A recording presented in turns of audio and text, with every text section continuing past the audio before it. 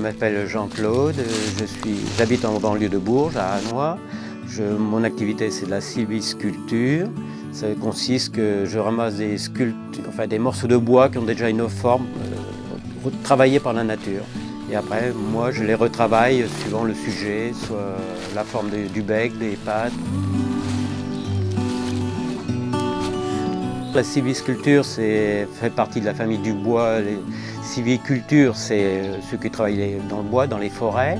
Et moi, sylvisculture, c'est la forme que je récupère dans la nature, la forme d'un morceau de bois qui a été déformé par soit la tempête, un parasite ou autre chose, et qui a une figure, soit un personnage, soit un oiseau.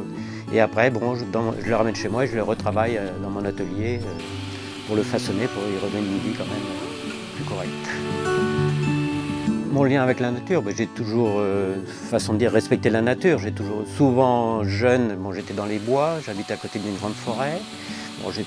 Après, j'ai toujours ramassé des morceaux de bois qui avaient des formes un peu tordues, mais sans être rentré dans ce que je fais à l'heure actuelle. Il y a presque une vingtaine d'années que je fais ça, mais en 2003, j'ai visité un musée des racines dans les TV Saint-Julien, dans le bas du Cher, enfin, c'est dans l'Indre quand même. Et après, ça m'a donné le déclic.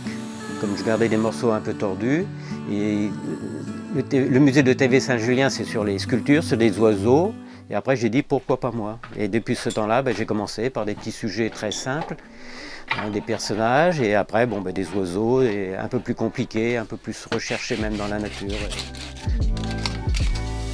Non, moi je prends tout. Moi, c'est le sujet qui m'attire, la forme, parce que moi, ce que je fais, c'est la vision qui compte surtout. C'est de repérer le sujet, de regarder dans tous les sens. Et après, que ce soit n'importe quel bois, mais c'est un bois qui a été déformé déjà, alors automatiquement, mais dans toutes les essences, on trouve quelque chose, surtout dans des racines. Il y a toujours des formes un peu tordues et qui ressemblent à une silhouette. Oui et non, je pense. Non, c'est une question de vision surtout. Et après, c'est pas le don, il faut aimer le bois. Ça demande un peu de travail, beaucoup de ponçage et c'est un bois qui fait de la poussière. C'est pas la vraie sculpture qu'on y va à la gouge et puis une massette. C'est plutôt un esprit observateur, de bien regarder les silhouettes. C'est ça. Il faut être attiré par ce sujet qui se montre derrière les branches. Il faut le repérer, c'est comme le photographe qui va repérer certains sujets. Sinon, après, c'est une question de travail, c'est tout, je pense. C'est écologique, de toute façon, c'est du bois mort, je ramasse, je n'ai jamais coupé un arbre vivant.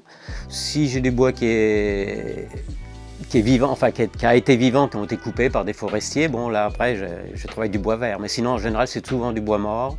Déjà, il est plus facile à repérer car souvent l'écorce est déjà partie et c'est plus visible, il y a moins de branches dedans. Ça reste très naturel.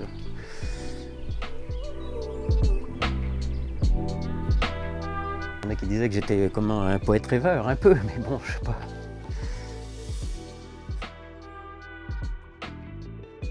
C'est un travail d'équipe avec la nature, moi j'en profite. Je tiens toujours à dire, je tiens à la remercier quand même. C'est heureusement qu'elle est là, sinon j'aurais fait peut-être autre chose.